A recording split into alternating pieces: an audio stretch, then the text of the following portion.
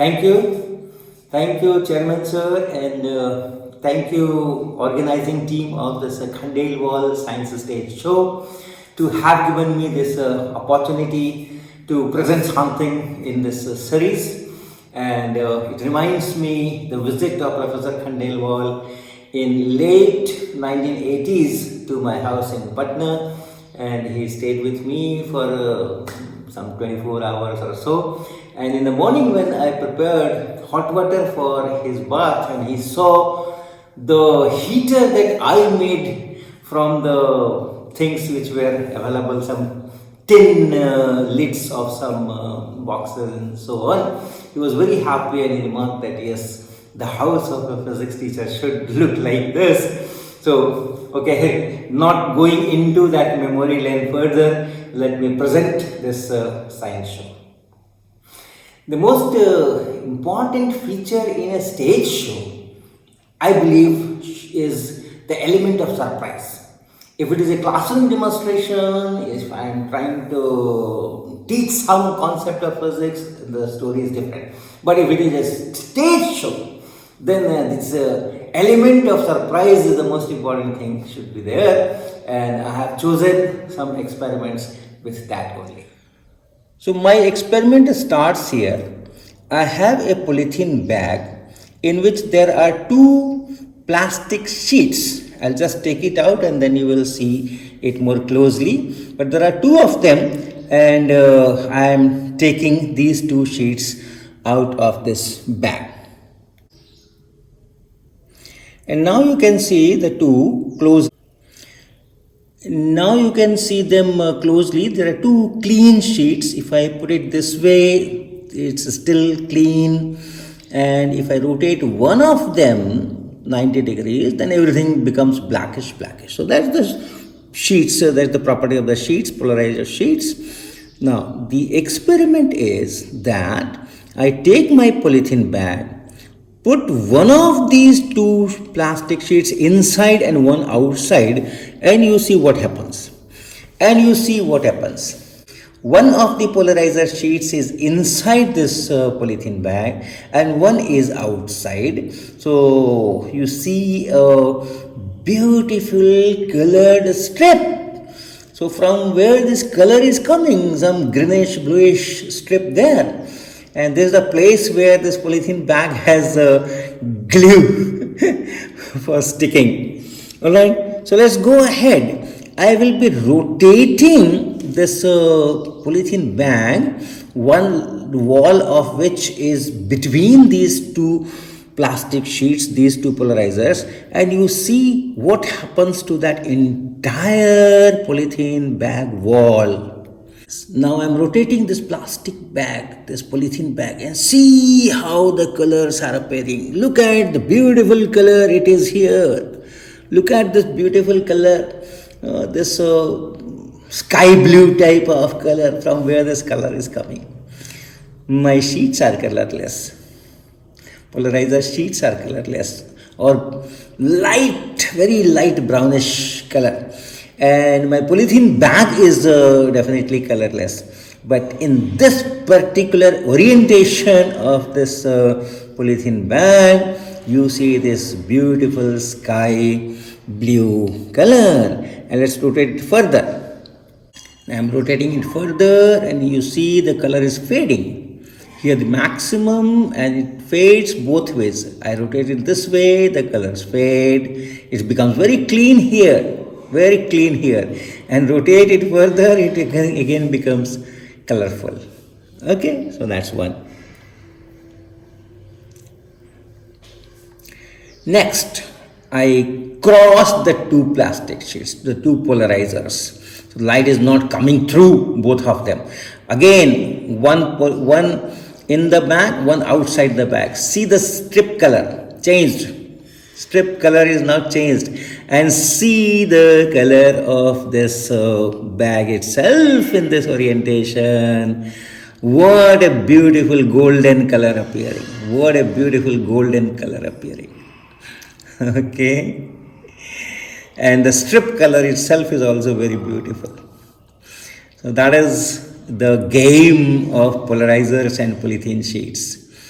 Our polythenes for carrying kitchen material is an excellent physics apparatus. They are called birefringent material. Now the next is I have put the entire polythene between the two polarizers. That means the two polarizers are on the two sides of the bag. Both the walls of plastic bag are between these two polarizers. And once again, I will be rotating this polythene bag and see what kind of colors appear. Now I am rotating and you see what appears as I rotate this. Now you see violet, tinge of violet, deep violet. Deep violet, my polythene bag is showing its different phases. See, this is clear, and then this violet started appearing. This is very deep, and you enjoy that. So this, and if you put it in this crossed fashion, and then put the entire bag between these two sheets and rotate, yet different color appears. Greenish, beautiful green. Okay, so varieties of color appear. Our polythene bags, our plastic containers, they are beautiful, wonderful physics apparatus to enjoy. The phenomena behind this is called birefringence, where the refractive index of the material, which is here our polythene bag, is different for different orientation of the electric field in this light wave. Okay, so same wavelength, but then you have two different refractive indices, and therefore what we say that the light becomes elliptically polarized after going through this. So that's the thing. I will not go into the details of it. Now this is my next experiment, and in this you see you have a glass sheet placed at some elevation, horizontal glass plate, and then below that glass plate is something put there, a flower in fact, and it's bright sun outside, and the light is reflecting from the top surface of this or bottom surface of this glass plate, and because of that strong light reflecting from this glass plate, I am not able to see what is below this glass plate. So I'll be bringing a polarizer between this glass plate and my eyes, and or camera's eyes, and then you see what happens. So let's try. So here is the polarizer sheet. I'm bringing that between this glass plate and the camera, and then I'm rotating it slowly. And as I am rotating, and you start seeing what was below this glass plate. You see what is below this glass plate. This is beautiful flower. So once again, the light which is reflected from this glass plate, we call it is linearly, or at least a good part of it becomes linearly polarized. The electric field has a specific direction now, and this polarizer sheet in certain orientation does not allow that electric field to go through. So I have cut this reflected light, and in a particular orientation only, and then whatever light comes from the flower transmitted through this glass plate, which that is allowed by the polarizer, and the reflected light is not allowed. The transmitted light is allowed, and therefore we are able to see the flower. The last experiment is on electrical circuits, and what I'll be doing is I will be putting a circuit in some kind of a box, and I'll show you later what is there inside this box.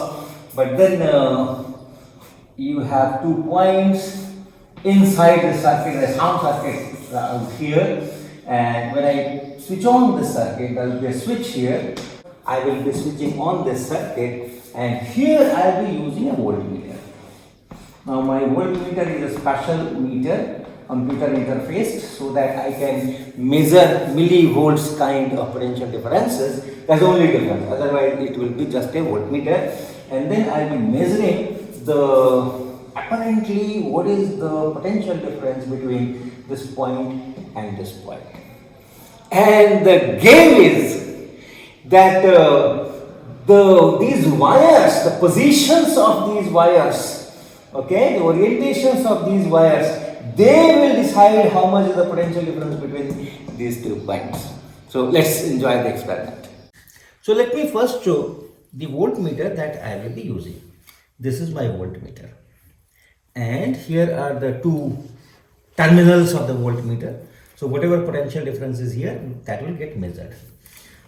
To give a demo, I am putting a DC voltage across this wire, and then I am connecting this voltmeter one end here and another end here. So that means I am trying to measure the voltage across this portion. So let's see how does it measure. Alright, so I am giving the power. I am giving power to this circuit, and this is off and this is on. So you can see the line has gone from here to here. So that is where the voltage gets measured. So if I take my cursor somewhere here, I can see very small writing, but let me read it. It says 1.7 volt. So this is 1.7 volt. This whole thing is 4 volt. Up to from here to here it is 4 volt, and this is 1.7 volt. Now if I put my connector here, if I put my connector here, you can see now I am measuring only this much of voltage, and that is less. It is 0.75. 0. This whole thing is 4. So that is how this voltage will get measured. So I am increasing the potential difference, and you can see this line is going up. Let's see how I measure the AC voltage. So now I am giving AC to this coil. Here is the transformer, and this transformer output is given at the end of this coil, and my voltmeters are connected between these 2 points. So let us see how this voltage, AC voltage, is shown on the computer display. Okay. Yes. So focus on this yellow line. At present I have not given the power, and it is at 0. Now I am giving the power, and you see what happens. Actually this is time. This x-axis is time, and this voltage. So this AC voltage is being shown like this. What is the maximum? What is the maximum? If I put my cursor here at maximum, let us say somewhere here, then the number shown is here. So this is 1.52 volts. This maximum is 1.52 volt, and then the minimum, which is somewhere here, is minus 1.54 volts. So 3 volt is the peak to peak difference, plus 1.5 here, minus 1.5 here. Let me change the position of this this point, connector point. So my voltmeter is now measuring the potential of this point, and you can see that this peak voltage has gone up. So that is how we can measure the AC voltages also. Now I am going for the real experiment. So here is my circuit. My circuit is inside this box, and we will give power to this circuit through the switch, and the voltmeter terminals are connected at 2 definite points of the circuit. So let me put on the circuit and see the voltage here on the screen, AC voltage. So here it is, freeze. So here it is, and you can see the voltage is very small. If I zoom and try to measure the peak here, so how much it is? It says 0.01. Of course, when it says 0.01, it can be 0.08 or 0.07 or 0.12, and the negative side here If I zoom and see, it is again minus 0.01 only. So the total peak to peak is 0.02. Now what I will do is, I will, without changing anything in the circuit, I will just change the position of this voltmeter. So I take this voltmeter and put it on the other side. So the voltmeter has gone on the other side. And now let us see what happens. I am giving the power. I am giving the power, and you see the voltage. So this is here 0.03 volt plus, and if I am here, it is minus 0.02 volts, and of course 0.001, 002, those are uncertainties. Roughly it is 0.05. It was 0.02 and now it is 0.05. So 2.5 times only position of the voltmeter. No change in the circuit. Same 2 points on the circuit. I am trying to measure the voltage across, and the position is changing. Now let me do something else. Again, without disturbing anything in the circuit, let me wrap this wire and give it a loop shape. So I am wrapping it this way. And then see what happens. Unfreeze. See the difference. Potential difference between the same 2 points of the circuit. 0.03 here and minus 0.03 here. So you can see the change. Let me also wrap this blue one around this box and see what happens. I am giving the power and see what happens. It has almost gone to 0. Let me wrap it in the other fashion. So not from this side but this side. Let me wrap it this way.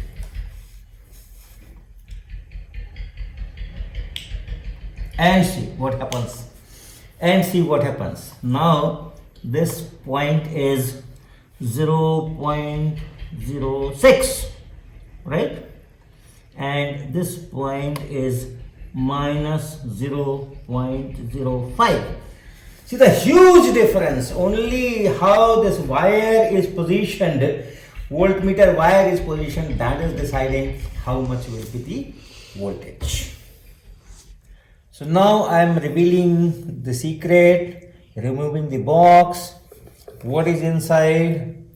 Inside I have a coil here, few thousand turns, and then the power is given through this switch and this plug.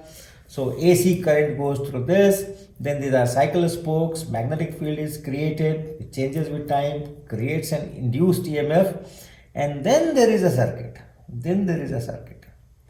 Here is a circuit. I have two different resistances. One resistance here and one resistance here. They are of different values. And then this circuit is placed around this core like this, and with glue gun we fix it. So, and these are the 2 points. These are the 2 junctions where I am trying to measure the potential difference. Now the induced EMF, because of the changing magnetic field, is creating the current, and therefore it's a non-conservative electric field which is produced, and you do not have the potential difference in its usual sense, because for non-conservative fields you cannot define potential, and therefore whatever you are trying to measure with the voltmeter, you are measuring something else, because the potential difference does not mean anything. And then we can work on the theory and describe that in detail, that why changing the position and putting this voltmeter wire around this or around this or around this is changing the values. So I hope you have enjoyed this short science stage show. And once again, thanks to all the organizing team and especially to Dr. Sanjay Sharma, who had a very useful discussion before I planned this whole activity at Shiv Teddy. Thank you.